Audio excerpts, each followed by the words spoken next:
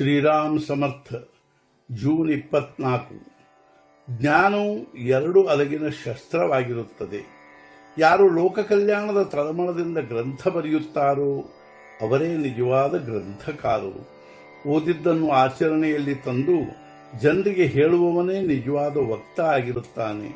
ಹಾಗೂ ಕೇಳಿದ್ದನ್ನು ಆಚರಣೆಯಲ್ಲಿ ತರುವವನೇ ನಿಜವಾದ ಶ್ರೋತ ಹಾಗೂ ಸಾಧಕನಾಗಿರುತ್ತಾನೆ. ಇತ್ತೀಚೆಗೆ ಜ್ಞಾನ ಪ್ರಸಾರದ ಅನೇಕ ಸಾಧನಗಳು ಉಪಲಬ್ಧವಾಗಿರುತ್ತವೆ. ಆದ್ದರಿಂದ ಬೇಡವಾದ ಜ್ಞಾನದ ವಿಸ್ತಾರವೂ ಕೂಡ ಅತ್ಯಂತ ವೇಗವಾಗಿ ಆಗುತ್ತದೆ. ಜ್ಞಾನವು ಒಂದು ಪ್ರಕಾರದಿಂದ ಎರಡು ಅಲಗಿನ ಶಸ್ತ್ರವಾಗಿರುತ್ತದೆ. ಯಾವುದೇ ಜ್ಞಾನದ ಉಚಿತ ಅನುಚಿತ ಉಪಯೋಗವು ಅದನ್ನು ಮಾಡಿಕೊಳ್ಳುವವನ ಮೇಲೆ ಅವಲಂಬಿಸಿರುತ್ತದೆ. ಜ್ಞಾನವು ಮೂಲದಲ್ಲಿ ಪವಿತ್ರವಾಗಿರುತ್ತದೆ. ಯಾವ ಜ್ಞಾನವು ನೀತಿ ಹಾಗೂ ಧರ್ಮಗಳ ತಳಹದಿಯ ಮೇಲೆ ನಿಂತಿರುತ್ತದೆಯೋ ಅದು ವಿಶೇಷ ಪ್ರಭಾವಶಾಲಿಯಾಗಿರುತ್ತದೆ. ಎಲ್ಲರಲ್ಲಿ ಅನ್ಯೋನ್ಯ ಪ್ರೇಮ ಬೆಳೆಯಬೇಕು ಹಾಗೂ ಎಲ್ಲರೂ ಏಕತ್ರಿತರಾಗಬೇಕೆಂಬ ಜ್ಞಾನವಿರಬೇಕು. ಶ್ರೀಮಂತ ಬಡವ, ಶಿಕ್ಷಿತ ಅಶಿಕ್ಷಿತ, ದೊಡ್ಡವ ಸಣ್ಣವ, ಸ್ತ್ರೀ ಪುರುಷ ಇವರೆಲ್ಲರಲ್ಲಿಯೂ ಅನ್ಯೋನ್ಯ ಪ್ರೇಮ, ಆದರ ಹಾಗೂ ಆತ್ಮೀಯತೆ ಬೆಳೆಯುವಂತೆ ಜ್ಞಾನವು ವ್ಯಕ್ತವಾಗಬೇಕು. ದ್ವೇಷ ಮತ್ಸರ ಬೆಳೆಸುವ ನೀತಿ ಧರ್ಮಗಳಿಂದ ದೂರ ಒಯ್ಯುವ ಜ್ಞಾನವು ಪುಸ್ತಕದಲ್ಲಿ ಇರಬಾರದು. ವಿದ್ವಾನ್ ಶಾಸ್ತ್ರಜ್ಞರು ಹೊಸ ಹೊಸ ಶೋಧ ಮಾಡಿ ಜಗತ್ತನ್ನು ಸ್ವಾರ್ಥಿ ಹಾಗೂ ಲೋಭಿ ಮಾಡುತ್ತಿರುತ್ತಾರೆ. ಹಾಗೂ ಇದರಿಂದ ಸರ್ವನಾಶವಾಗುತ್ತದೆ. ಯಾವ ಜ್ಞಾನವು ಸಮಾಧಾನ ಕೊಡುವುದಿಲ್ಲವೋ ಅದು ನಿಜವಾದ ಜ್ಞಾನವಲ್ಲ.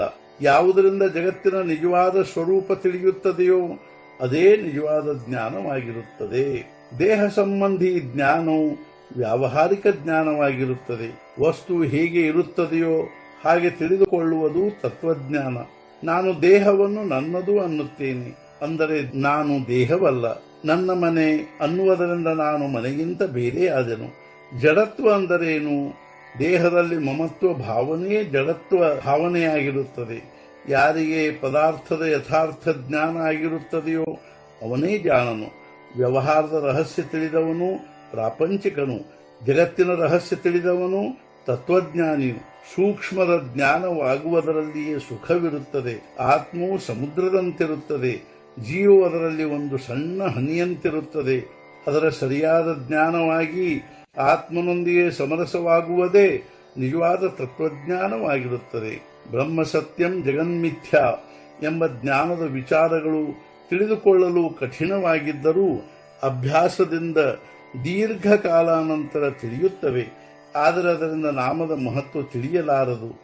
ಅದು ಕೇವಲ ಸಂತ ಕೃಪೆಯಿಂದಲೇ ತಿಳಿಯುತ್ತದೆ. ನಾಮದ ಮೇಲೆ ವಿಶ್ವಾಸ ಉಂಟಾಗುವುದು ಮಹಾಭಾಗ್ಯದ ಲಕ್ಷಣವಾಗಿರುತ್ತದೆ. ನಾವು ಬುದ್ಧಿಭೇದದಿಂದ ಸಾವಧಾನರಾಗಿರಬೇಕು ಹಾಗೂ ದೂರವಿರಬೇಕು.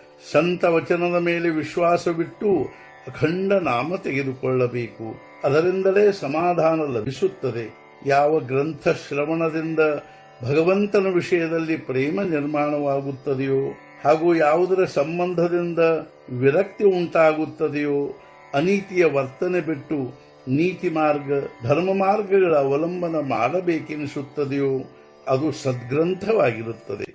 ಉದಾಹರಣೆಗೆ ಜ್ಞಾನೇಶ್ವರಿ, ದಾಸಬೋಧ, ನಾಥ ಭಾಗವತ ಮುಂತಾದವುಗಳು. ಈ ಗ್ರಂಥಗಳನ್ನು ನಿರಂತರ ಓದಿ ಅವುಗಳ ಮನನ ಮಾಡುವುದು ಅತ್ಯಂತ ಅವಶ್ಯವಿರುತ್ತದೆ. ಅದರಿಂದ ಈಶ್ವರ ಪ್ರೇಮ ನಿರ್ಮಾಣವಾಗುತ್ತದೆ. ಇಂದಿನ ಮುಖ್ಯ ವಿಚಾರ, ಅತ್ಯಂತ ಕಠಿಣ ಪ್ರಮೇಯಗಳುಳ್ಳ ಗ್ರಂಥಗಳನ್ನು ಓದಬೇಕು. ಆದರೆ ಕೊನೆಗೆ ಅತ್ಯಂತ ಸುಲಭವಾದ ನಾಮವನ್ನೇ ತೆಗೆದುಕೊಳ್ಳಬೇಕು.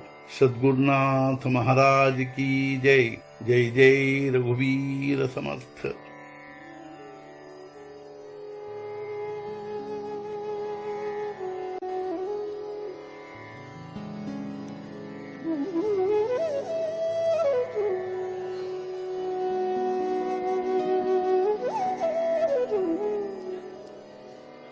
Mm-hmm.